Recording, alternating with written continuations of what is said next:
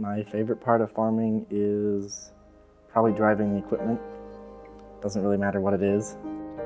A typical day on the farm consists of doing a multitude of different things depending on what the season is.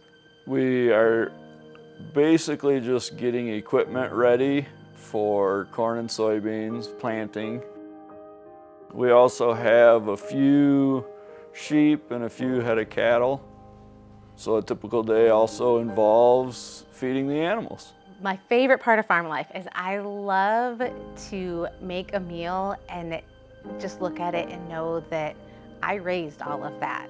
Everything that is on that plate, I know where it came from, I know how it was treated, and I had a part in that. Danger is involved in basically any activity that a farmer does. It's really about being aware of your surroundings and paying attention and doing what you can to mitigate the danger, but recognize that, the possibility exists.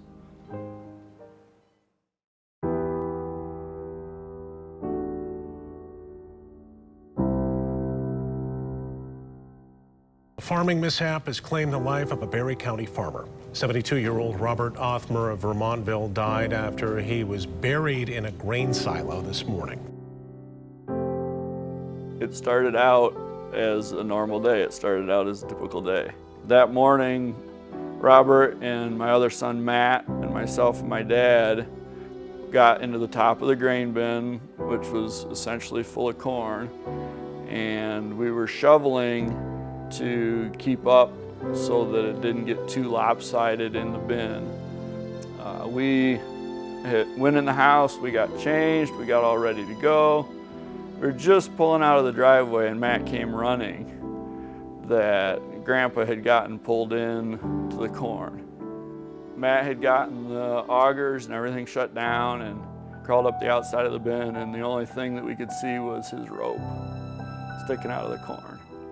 And so I crawled the rest of the way in and I dug down what I could with my hand, and I could feel him. I could feel his head.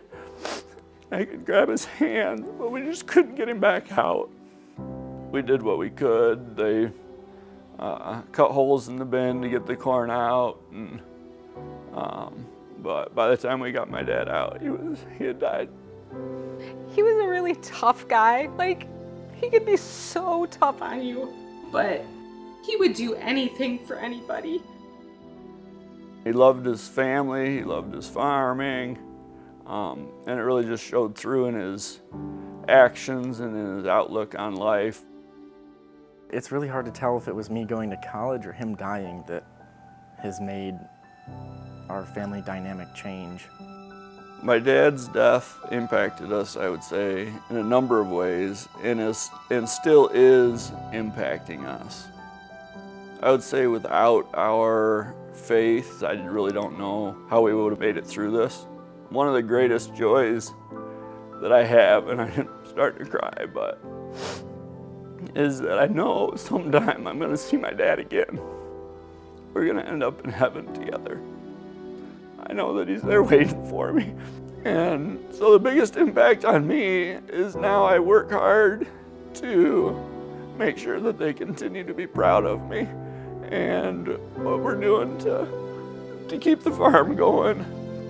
I really don't know of an area that it hasn't impacted us. I mean, we went from, being the help on the farm and him running it to running it completely on our own. There's inherent dangers in everything. Like driving your car is dangerous. It's the same as driving a tractor.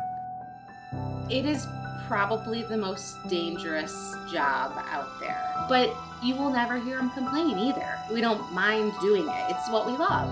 I never considered not farming, I guess I would say. If you were blessed with great parents, if you've got awesome folks that raised you up, they helped you find your passion. They helped you find what you were created for. And if you know what that is to you, then you know what farming is to me.